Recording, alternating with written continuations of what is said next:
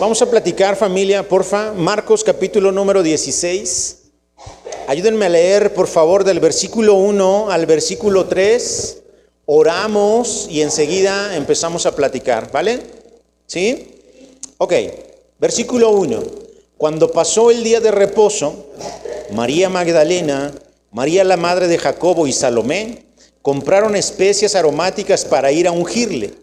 Y muy de mañana, el primer día de la semana, vinieron al sepulcro ya salido el sol. Pero decían entre sí, ¿quién nos moverá la piedra de la entrada del sepulcro? Vamos a orar. Dios, muchísimas gracias por este nuevo día. De verdad es que este día es particular y es especial porque nunca jamás se va a volver a repetir. Todos los días tus misericordias son nuevas. Nunca, bendito Dios, se repite algo que tú ya nos has dado. Siempre nos das algo nuevo, algo fresco, y yo te agradezco muchísimo por eso. Que así sea también el día de hoy con la palabra que nos vas a hablar. Nos ponemos en tus manos, en el nombre de Jesús. Amén y amén. El día viernes platicamos todo lo que sucedió en la Semana Santa. En las iglesias cristianas no mencionamos tan así los días, ¿verdad? Porque cuando hablamos de un Viernes Santo, de un Jueves Santo, regularmente pensamos en la iglesia tradicional, en la iglesia católica. Pero realmente no hay nada de malo en llamarlos de esa manera. Entonces, el día de hoy vamos a platicar qué pasó este domingo, porque ya vimos lo que sucedió el domingo pasado, cómo la gente estaba gritando emocionadísima Hosana. Ya vimos que el viernes la gente que estaba gritando Hosana vio a Jesús crucificado y dijo, ¿cómo me va a poder salvar si está ahí en la cruz del Calvario? Y entonces, cuando Poncio Pilato le pregunta a la gente, ¿a quién quieren que les libere? ¿A Jesús, el rey de los judíos, o a Barrabás, que es un homicida? La gente, como ya no vio esperanza en Jesús al verlo atado, entregado a las autoridades, empezaron a decir, pues danos a Barrabás. Jesús ya no nos sirve. Crucifícale. ¿Se acuerdan que platicamos eso? Que el domingo Hosana, Hosana, y el viernes iban a gritar crucifícale. Pues claro, gritaron crucifícale porque ahora este Salvador en el que ellos habían puesto su esperanza estaba arrestado, atado, iba a ser enjuiciado y después asesinado. ¿Cómo los iba a salvar? ¿Cómo los iba a salvar?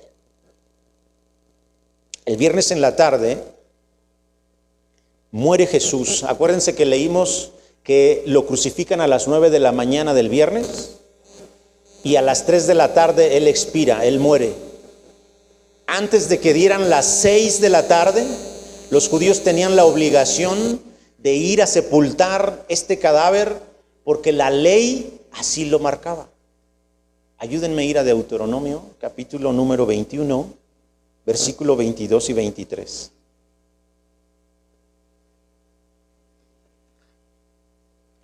Deuteronomio 21, versículo 22 y versículo 23. Si alguno hubiere cometido algún crimen digno de muerte, esto es la ley, es la ley de Moisés, y lo hiciereis morir y lo colgareis en un madero, no dejaréis que su cuerpo pase la noche sobre el madero. ¿Ok? Sin falta lo enterrarás el mismo día, porque maldito por Dios es el colgado, y no contaminarás tu tierra que Jehová tu Dios te da por heredad. Si algo tenían los judíos, era que estos señores guardaban la ley o intentaban guardar la ley al pie de la letra. Y parte de este guardar la ley era, no podemos permitir que este señor que acaba de morir, que ahora es maldito por haber sido colgado en la cruz, pase la noche ahí colgado. Entonces los judíos lo que hacen es inmediatamente moverse para poderlo sepultar. ¿Se acuerdan lo que leímos el viernes? Este señor llamado José de Arimatea es un miembro del Sanedrín, es decir, de la autoridad principal ahí en el templo, digamos, y lo que hace él es conseguir un lugar y pedir el cuerpo para poderlo sepultar. ¿Sí se acuerdan? Ahora, miren, en ese tiempo había dos formas de sepultar a alguien. La primera, pues obviamente era una forma honorable, y esta forma honorable era lavar el cuerpo de la persona que había fallecido, ungirlo con aceite y ponerle esencias aromáticas para que entonces después de esto pudieran sepultarlo. Pero a Jesús, según lo que leímos en el capítulo 15 de Marcos, versículo número 46, José de Arimatea compra una sábana, quitan a Jesús de la cruz y simplemente lo envuelven. Esta, por supuesto, no es una forma honorable de sepultar a alguien. José se encarga de hacer las cosas rápido porque se viene la noche y él tiene que sepultarlo, si no quebrantarían la ley de Moisés. ¿Sí? Vamos bien, ¿verdad? ¿Me estoy explicando? Ok. ¿Qué pasa entonces en el versículo 1, ahora sí, del capítulo número 16? Cuando pasó el día de reposo, este día de reposo, sí sabemos qué día es, ¿verdad? Es el día sábado. Entonces, crucifican a Jesús el viernes, ¿no? Muere a las 3 de la tarde, antes de las 6 de la tarde ya tienen que sepultarlo, ¿sale? Y obviamente, ¿qué pasó cuando arrestaron a Jesús? ¿Se acuerdan lo que hicieron los discípulos? Huyeron, ¿cierto? Sus discípulos están por allá, escondidos, asustados, preocupados, angustiados, chillando seguramente. Y todo el día de reposo se la pasaron así, encerrados. Dice el versículo 1 que cuando pasó el día de reposo, quienes se levantaron no fueron los discípulos. ¿Quiénes fueron? María Magdalena, María la madre de Jacobo y Salomé. Estas señoras compraron especias aromáticas para ir a ungirle. ¿Por qué hicieron eso si Jesús ya estaba sepultado? Pues porque como el viernes no hubo oportunidad de hacer nada con el cuerpo, como ya era tarde y ya era noche, y si ellos no lo sepultaban, insisto, iban a infringir la ley. Entonces no hicieron absolutamente nada. Estas mujeres están súper preocupadas porque precisamente no se hizo nada con el cuerpo. Y lo que piensan de inmediato es ir a comprar estas esencias, estos perfumes. Dice aquí que son especias aromáticas, es para perfumar el lugar y que cuando el cuerpo se esté descomponiendo no se perciban esos malos olores. ¿Sale?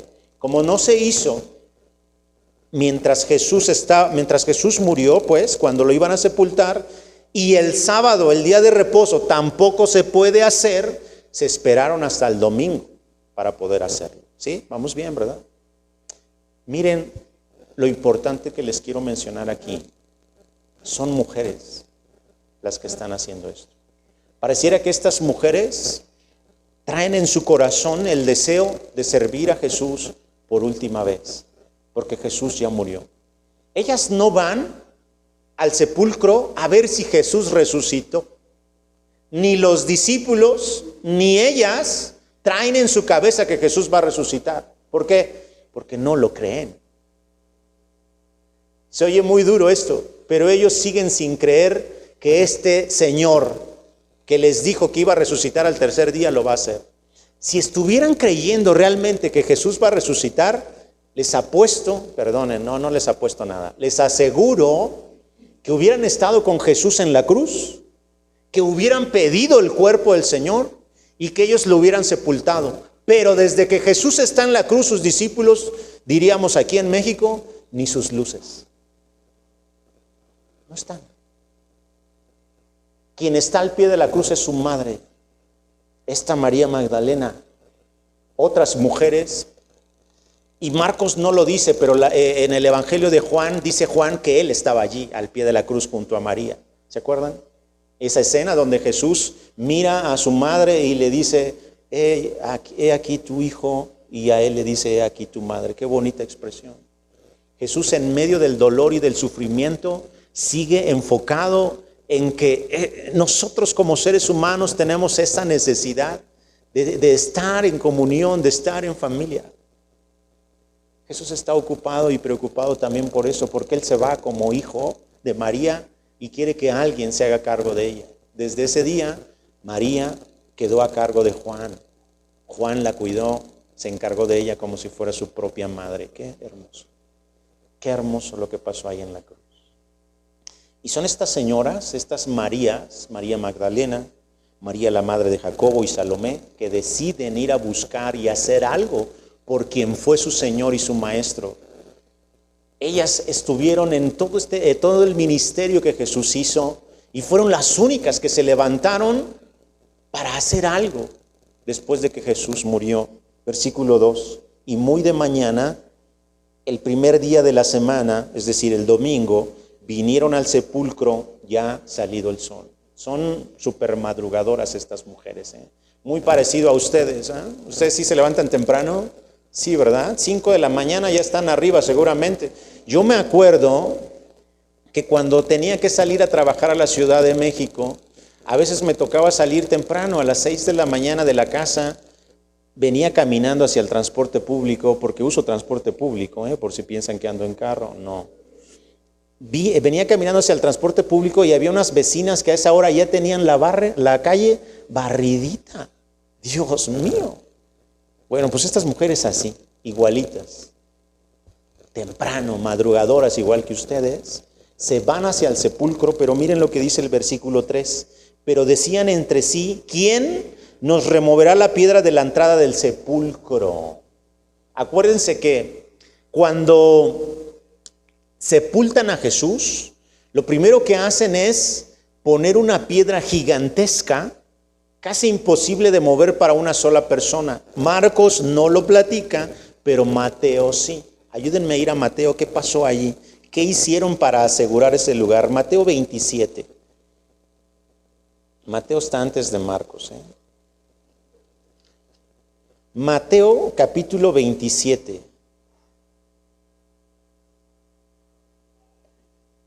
¿Ya están ahí? Miren, versículo número 11. No es cierto.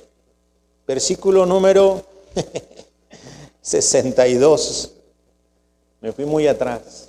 Versículo número 62. Permítanme leérselos. Al día siguiente, que es después de la preparación, se reunieron los principales sacerdotes y los fariseos ante Pilato, diciendo: Señor, nos acordamos que aquel engañador dijo, viviendo aún, después de 3 días resucitaré. Manda pues que se asegure el sepulcro hasta el 3er día, no sea que vengan sus discípulos de noche y lo hurten y digan al pueblo: resucitó de entre los muertos, y será el postrer error peor que el primero. Y Pilato les dijo: ahí tienen una guardia, vayan, asegúrenlo como saben. Entonces ellos fueron y aseguraron el sepulcro, sellando la piedra y poniendo a la guardia. Entonces, ¿qué pasó ahí? No solo está la piedra. Estos señores religiosos se aseguraron de que no vaya a ser que los discípulos vengan, roben el cuerpo y ahora digan que resucitó y esta cosa se vuelva peor, ¿no? Porque ya Jesús había provocado una revolución social. La gente ya estaba entusiasmada con este Salvador y dicen los fariseos: no vaya a ser que estos señores anuncien que resucitó y esto se vuelva peor. Fíjense cómo estos fariseos, aunque están en contra de Jesús, están entendiendo lo que es capaz de suceder si Jesús resucita. Existe la posibilidad, según lo que están diciendo, de que suceda este evento de la resurrección. Ni siquiera los apóstoles lo estaban considerando. Ni siquiera los apóstoles lo estaban considerando. Entonces está la piedra y aparte la sellan. ¿Cómo es este sello? Pues es con una cuerda rodear la piedra y poner con cera el sello del gobierno o del imperio romano. Si alguien se atrevía a romper este sello, estaba traicionando al imperio. Y esto se traducía en una muerte segura. Los discípulos andaban escondiditos. Díganme, por favor, si alguno de ellos se va a atrever a ir a la tumba, a romper estos sellos, a enfrentarse con la guardia que también está ahí y tratar de robar el cuerpo. Estaban asustadísimos los apóstoles. Las únicas valientes fueron estas mujeres que aparte se animan a ir y se animan a ir sin saber cómo rayos iban a mover esa piedra. Porque así son muchas de ustedes, arrojadas, siempre dispuestas. ¿Cómo le voy a hacer? No sé. No tengo idea, pero lo tengo que hacer. Nosotros somos más cautelosos, más calculadores. Híjole, no sé si me alcanza, déjame calcular cuánto voy a recibir, cuánto voy a tener, a ver si podemos hacer esto. Y ellas dicen, no, vamos, y lo hacemos. Es que ustedes son así. Dios puso algo en ustedes que yo no logro entender, que seguramente Víctor tampoco lo entiende, ni ninguno de los hombres que estamos por aquí cerca lo entendemos. Porque ustedes son así, son arrojadas. ¿Quién nos va a ayudar a mover la piedra? No sé, pero vamos. Y van.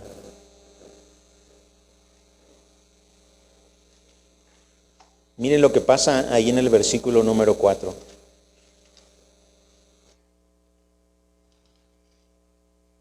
Pero cuando miraron, vieron removida la piedra, que era muy grande. ¿Se imaginan el tipo de camino que había? El tipo de camino tan complicado para bajar. Yo me imagino así como que la cueva estaba, pues no obviamente en un lugar plano, sino como que tenían que bajar. No sé, era complicado el camino, me lo imagino, porque dice Marcos que cuando miraron, porque por supuesto entonces a lo mejor estaban viendo, teniendo cuidado de no caerse mientras llegaban al sepulcro, y cuando por fin levantan la vista se dan cuenta que la piedra está removida. ¿Dónde está la guardia? ¿Dónde está el sello que pusieron los romanos?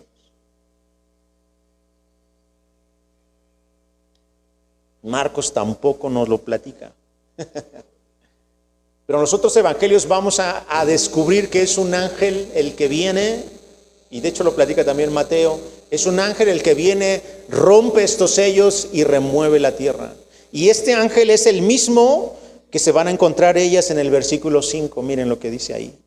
Y cuando entraron en el sepulcro, vieron a un joven sentado al lado derecho, cubierto de una larga ropa blanca. ¿Y qué pasó?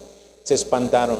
Siempre, ya se los he dicho muchas veces, pero siempre que sucede un evento de estos en la Biblia, la gente termina asustadísima, espantadísima, porque es algo sobrenatural. Encontrarse con un ángel.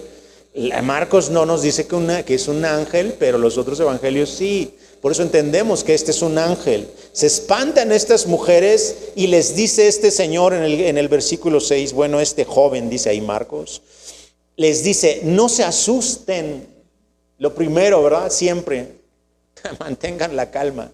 Cuando el ángel se le aparece a María a decirle que va a concebir un hijo, también le dice, tranquila, María, no pasa nada, soy yo, ¿no? Cuando se aparece también a Elizabeth, a su esposo, para anunciar el nacimiento de Juan, lo mismo, tranquilo, no te asustes. No se asusten, les dice este ángel. Buscan a Jesús Nazareno, el que fue crucificado, ha resucitado, no está aquí. Miren el lugar en donde le pusieron.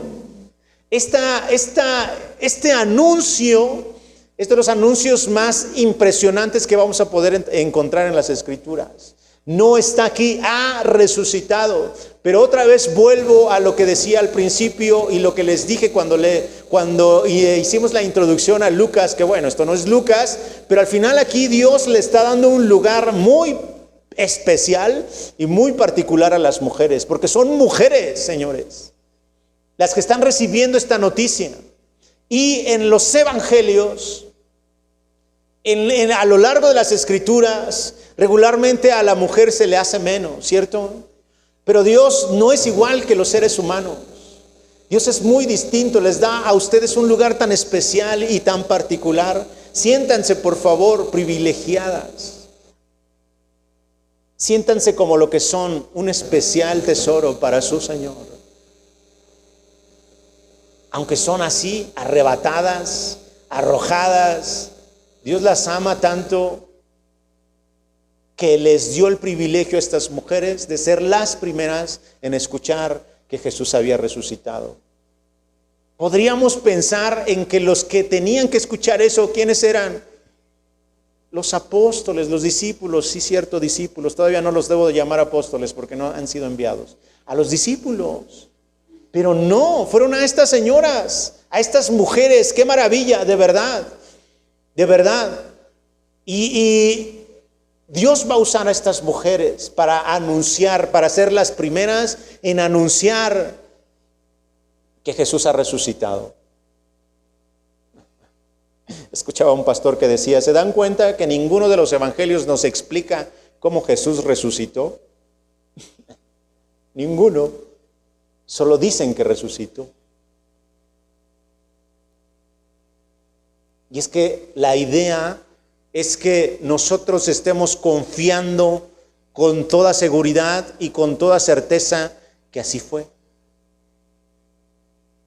Ningún evangelista nos dice, estaba Jesús acostado y de repente se empezaron a mover las sábanas. Él quiso librarse de ellas, abrió los ojos. Ninguno nos explica eso. Es porque nadie estaba ahí. Y entonces, ¿cómo saben que resucitó? Ah, bueno, pues porque después se encontraron con Él.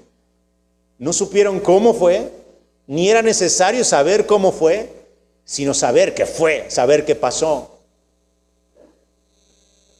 Ahora, ¿había necesidad de mover esta piedra? ¿Había necesidad de mover la piedra para que Jesús saliera de ahí?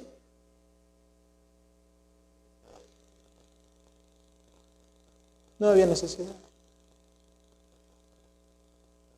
Más adelante, ustedes van a leer, y seguro lo han leído muchas veces, que estos discípulos están tan asustados y están tan escondidos, que están ahí en un cuartucho, con las puertas cerradas, y de repente Jesús se les presenta a ellos. ¿Cómo entra Jesús ahí? Si las puertas están cerradas, si es un cuartucho donde están escondidos, si no hay forma fácil de acceder a ese lugar, justo porque están escondidos. ¿Cómo entró?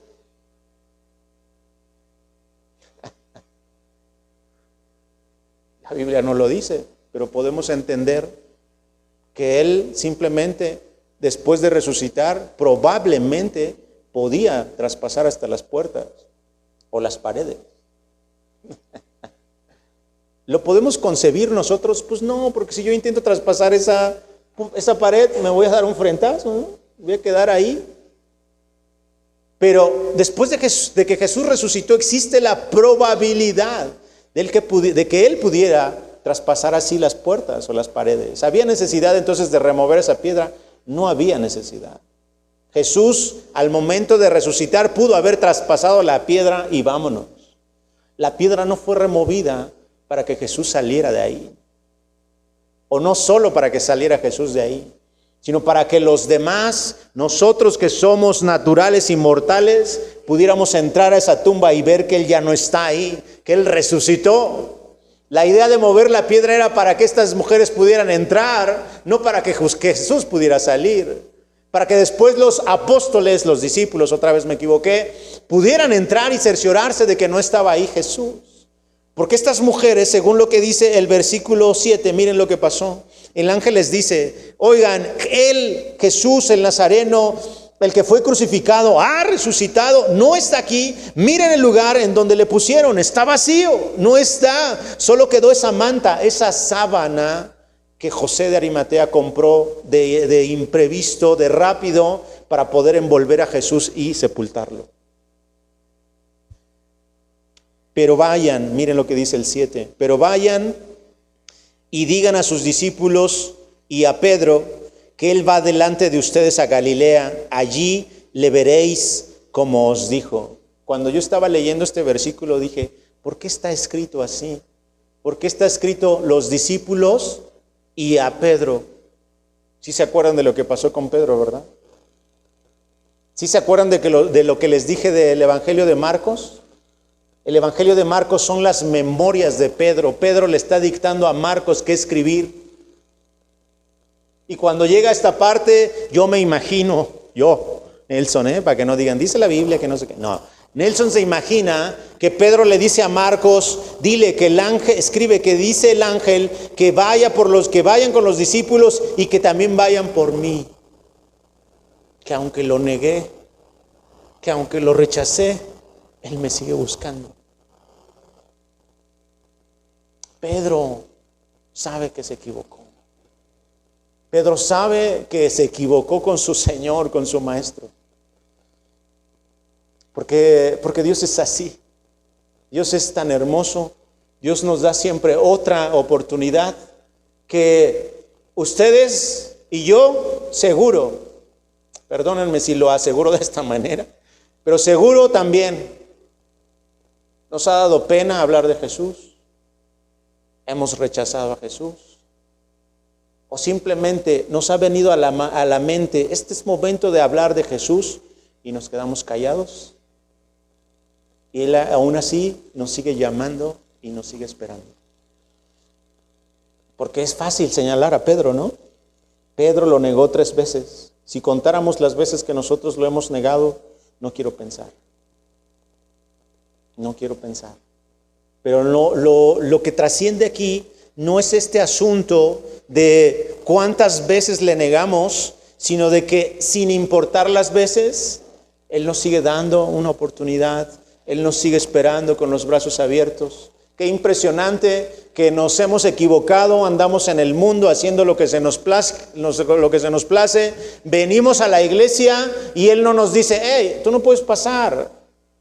Acuérdate lo que has hecho, lo que has dicho. Y no solo eso, lo que has pensado. No puedes pasar, al contrario. Bienvenido a tu casa. Así es Dios. Así es Dios. El viernes platicábamos de eso con lo de este ladrón. Que si a nosotros nos tocara recibir al ladrón en el cielo, lo regresábamos. Porque no se congrega, porque no ora, porque no se ha bautizado, porque no ha hecho la comunión, porque no ha hecho cosas buenas, solo ha robado a la gente. Gracias que Dios no es así. Su misericordia y su bondad traspasan cualquier estructura que nosotros traigamos aquí. Porque sí, si nos ponen al ladrón enfrente, nosotros decimos, no lo merece. Es que nadie lo merecemos. Él nos ha regalado esto. Y ahora nosotros hemos decidido entregarle nuestra vida, honrarlo, obedecerlo, servirlo por lo que Él ya hizo. No es para ganarnos nada, es porque Él ya nos lo regaló. Sí lo vemos, ¿verdad? Ve con los discípulos y también con Pedro. No importa que me haya negado. Pedro ya se sentía excluido. Pedro ya sentía que él ya no iba a poder ser parte de esto. Es más, él ya se sentía completamente exento, separado de los llamados discípulos de Jesús. Porque lo negó. Seguro hasta se sentía igual o peor que el mismo Judas. Pero le dice el ángel, esto que está diciendo el ángel es algo que viene directo de Jesús, es algo que viene directo de Dios. Dile a tus discípulos y dile a Pedro también, Él va delante de ustedes a Galilea, allí lo van a ver como Él les dijo. Y ellas se fueron huyendo del sepulcro porque les había tomado temblor y espanto, ni decían nada a nadie porque tenían miedo. Esta también es otra de las cosas increíbles aquí, ¿no? Que son mujeres y no le decían nada a nadie. Dios mío, eso es impresionante. Porque regularmente las mujeres son muy así, ¿no? De contar las cosas, de platicar las cosas, pero estas estaban tan llenas de miedo que, Dios mío, no estaban diciendo nada. Tenían la misión de ir a decirle a los discípulos, pero en el camino, por el miedo y demás, se quedaron calladitas. Impresionante. Increíble, pero cierto, dirían por ahí. Versículo 9. Habiendo pues resucitado Jesús por la mañana, esto es el domingo, el primer día de la semana, apareció primeramente a María Magdalena, de quien había echado 7 demonios. Yendo ella, lo hizo saber a los que habían estado con él, que estaban tristes y llorando. Ven, era lo que les platicaba hace rato. Estaban tristes y llorando. Ellos, cuando oyeron que vivía, que había sido visto por ella, ¿qué hicieron? ¿Siguen estos señores? Súper bloqueadísimos. Súper bloqueados. No pueden creer esto. Y menos lo van a creer porque es una mujer la que les está diciendo que había resucitado. Se oye feo, pero en aquel tiempo el testimonio de una mujer era igualito que el testimonio de un esclavo. No valía. Lo increíble es que estos discípulos habían estado con Jesús 3 años. Jesús le había dado su lugar a las mujeres y ellos siguen con sus estructuras ahí en su cabeza. De no, las mujeres, su valor, no tienen valor. No le creen a María Magdalena. Versículo 12. Pero después apareció en otra forma a 2 de ellos que iban de camino, yendo al campo. Lucas nos platica esto como los señores del camino a Emaús. Yendo al campo, ellos fueron y lo hicieron saber a los otros. ¿Y qué pasó? Y ni aún a ellos creyeron. Y agrega Marcos aún. ¿Se dan cuenta? O sea, estos ya eran hombres.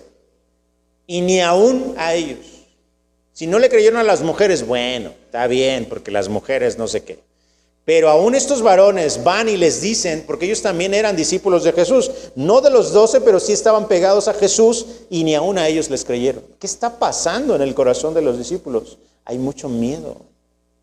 Hay mucho miedo y hay mucha incredulidad. Ellos no creen que Jesús haya resucitado. Las mujeres seguro tampoco iban a buscar a un Jesús resucitado, pero se encontraron a un Jesús que ya no estaba en la tumba. Versículo 14, vamos a terminar, familia. Finalmente, se apareció a los 11 mismos, estando ellos sentados a la mesa, y les reprochó su incredulidad y dureza de corazón, porque no habían creído a los que le habían visto resucitado. Y les dijo, id por todo el mundo y predicad el evangelio a toda criatura. Miren, todo lo que sigue ustedes ya lo han leído. Esta es la gran comisión que también leemos en Mateo 28. Esto es parte de lo que tenemos que hacer los hijos de Dios. Ir a todo el mundo, predicar el evangelio. A los que crean y fueren bautizados, bueno, ellos serán salvos, pero los que no crean ya han sido condenados. Dios los está condenando, dice Juan el apóstol, no, ellos solitos se condenan al no creer, porque Dios no es un Dios que ande condenando ni que quiera mandarnos al infierno.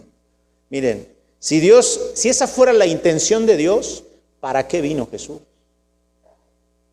La idea de Dios es que nadie se pierda, sino que todos procedan al arrepentimiento. Pero vamos a terminar con algo, familia. ¿Se han puesto a pensar ustedes qué hubiera pasado si Jesús no hubiera resucitado?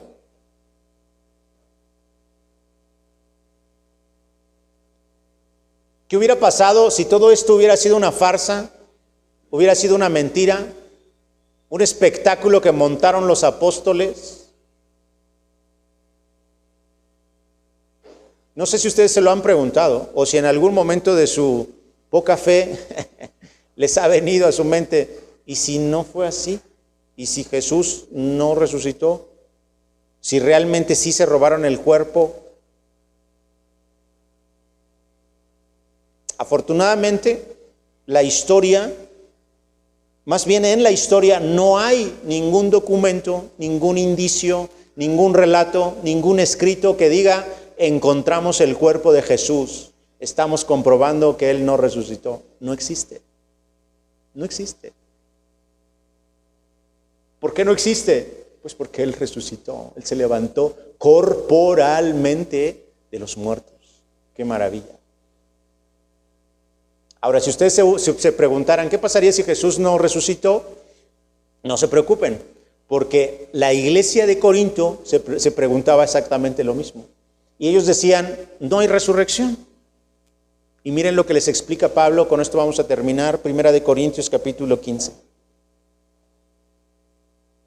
1 Corintios capítulo 15. Esta iglesia de Corinto, como ya les dije alguna vez, es de todo, esta iglesia menos una iglesia ejemplar. Tienen problemas muy serios, muy serios. Y Pablo está súper preocupado y ocupado en arreglar todos esos asuntos con esta iglesia. ¿Ya están ahí? 1 Corintios capítulo 15, ¿ya? Versículo 12. Pero si se predica de Cristo que resucitó de los muertos, ¿cómo dicen algunos de entre ustedes que no hay resurrección de muertos? Ya les estamos predicando de Jesús resucitado y todavía dentro de ustedes, dentro de la iglesia de Corinto, hay gente que dice que no hay resurrección de muertos. ¿Por qué? Versículo 13. Porque si no hay resurrección de muertos, tampoco Cristo resucitó. Ahí está. Si no hubiera resurrección de muertos, tampoco Cristo Jesús resucitó. ¿Sí me explico? No sé si ustedes de hecho se han preguntado, ¿sí, de verdad existe la resurrección? ¿De verdad va a haber resurrección? Si ya tenemos esas dudas, tenemos un problemilla por ahí, porque si no hubiera resurrección, Jesús tampoco hubiera resucitado. ¿Sale? Vamos a lo que sigue, miren, versículo 14. Y si Cristo no resucitó, vana es entonces nuestra predicación, vana es también nuestra fe. Si Jesús no hubiera resucitado, familia, todo lo que estamos haciendo aquí, lo que están haciendo alrededor del planeta, en las congregaciones donde se está anunciando el evangelio, todas estas personas que han salido y que están predicando el evangelio en la selva, en donde ustedes quieran, porque hay gente que lo está haciendo, gracias a Dios, sería en vano, sería una pérdida de tiempo. Nuestra fe no serviría de nada. Todo lo que creemos hasta hoy sería, discúlpenme la expresión, sería basura. Y si me disculpan a mí la expresión, bueno, también discúlpensela a Pablo, porque él usaba también esas palabras muy fuertes. Versículo 15. Y si somos hallados falsos testigos de Dios, porque hemos testificado de Dios que Él resucitó a Cristo, el cual no resucitó, si es verdad, los muertos tampoco resucitan. Miren, si nosotros estamos predicando una falsedad y una mentira, entonces no solamente estamos testificando eso, una mentira, sino estamos testificando en contra de Dios, porque fue Dios el que levantó a Jesús de los muertos. Entonces, este tema no debería haber duda dentro de nosotros de este tema de la resurrección. No debería haber duda. Si la hay, entonces todo esto que está diciendo Pablo así es. Miren lo que dice el 16. Porque si los muertos no resucitan, tampoco Cristo resucitó. Y si Cristo no resucitó, su fe es vana. Aún están en sus pecados. Parte de lo que creemos es que en esa crucifixión Jesús cargó nuestros pecados, ¿cierto? Eso es lo que creemos. Pero ¿cómo sabemos que Dios aceptó ese sacrificio tan perfecto de Jesús? ¿Cómo sabemos? ¿Cómo sabemos que lo aceptó? Por la resurrección. Cuando Jesús resucita, entendemos que Dios acepta ese sacrificio perfecto de Jesús, porque fue Dios el que lo resucitó, el que lo levantó de los muertos. ¿Sale? Miren, entonces, si Jesús no resucitó, nuestra fe es vana y todos nuestros pecadotes ahí los traemos. Ahí los traemos. Ya les he platicado, ¿verdad? Que solamente la sangre de Jesús, este sacrificio y esta resurrección nos dan esta posibilidad de ser limpiados de nuestros pecados. No es portarme bien, no es guardar la ley, porque nada de eso me limpia. Eso solamente me ayuda a caminar correctamente, pero no me limpia. Quien me limpia es Jesús a través y por medio de su sangre preciosa. Entonces, versículo 18, también los que durmieron en Cristo perecieron, Dios mío. Porque hay mucha gente que ya falleció y que falleció creyendo en Jesús.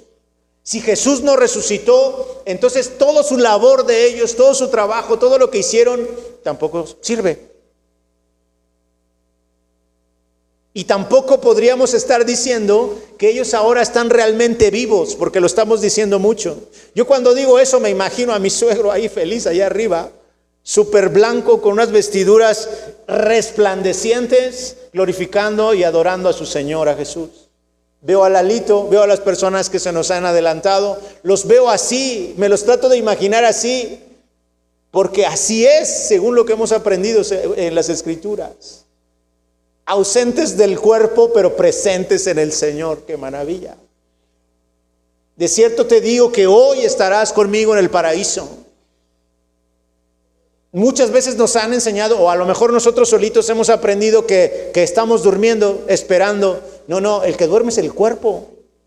Este cuerpo que regresa al polvo, pero nuestro espíritu regresa a Dios porque Dios fue el que lo dio. Y si creemos en Jesús, el día que muramos, no vamos a morir, sino realmente simplemente vamos a cambiar como de estado, ¿no? En el que estábamos aquí y ahora estamos allá. Pablo lo expresó como se los acabo de decir. Ausentes aquí en el cuerpo, ya no estoy en el cuerpo, pero estoy presente en el Señor. Pero si Jesús no resucitó, todo eso es una farsa. Todo eso es una mentira. Está muy duro esto, está muy fuerte. 19, con esto terminamos.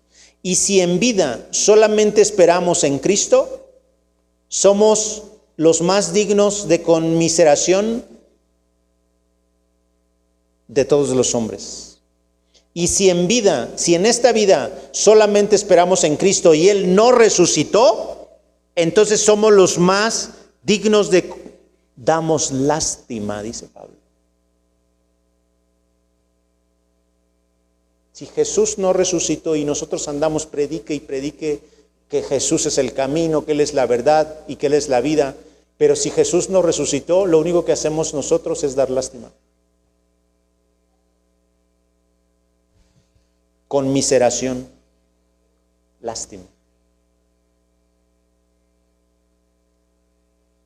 Si Jesús no hubiera resucitado, señores, todas las implicaciones están en estos cuantos versículos. Lo bueno que las malas noticias, Dios siempre nos acaricia el alma y nos dice tranquilo, tranquilo, porque también hay buenas noticias, versículo 20. Mas ahora Cristo ha resucitado de los muertos, primicias de los que durmieron es hecho.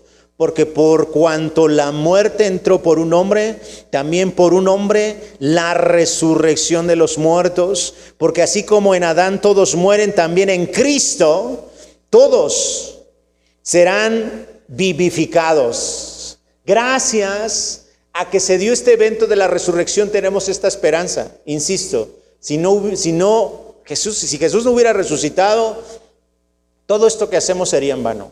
Todo. Pero Él resucitó. Él se levantó de los muertos. Y miren, regrésense unos cuantos versículos en el capítulo 15 de Primera de Corintios. Dice Pablo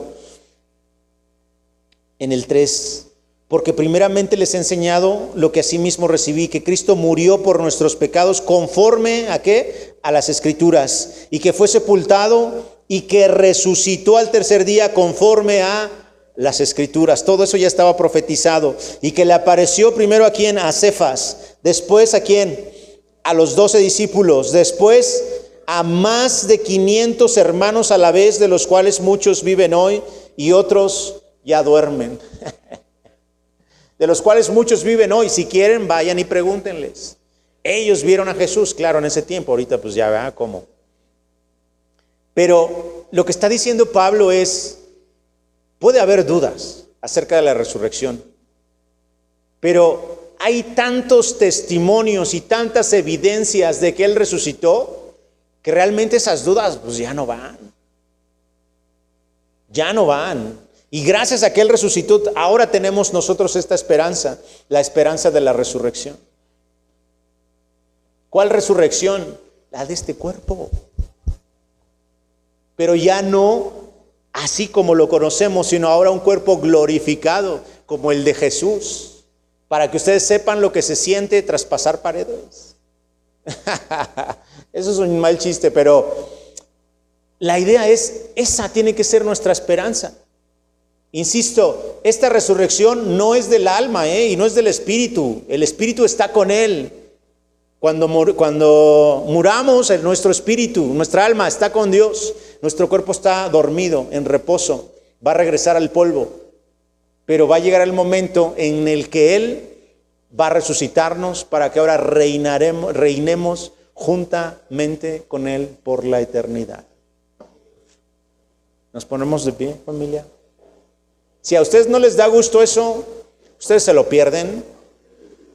A mí me emociona, me da también un poquito de miedito, soy sincero, porque no sabe uno qué onda con esas cosas. Pero gracias que tenemos su palabra y tenemos que confiar en que su palabra es verdad. Toda nuestra vida, la vida de un cristiano, tiene que estar basada en la fe. Creer aunque no vemos. Confiar aunque nos sintamos súper perdidos y extraviados. Creer que Él está ahí y que Él, si lo prometió, lo va a cumplir.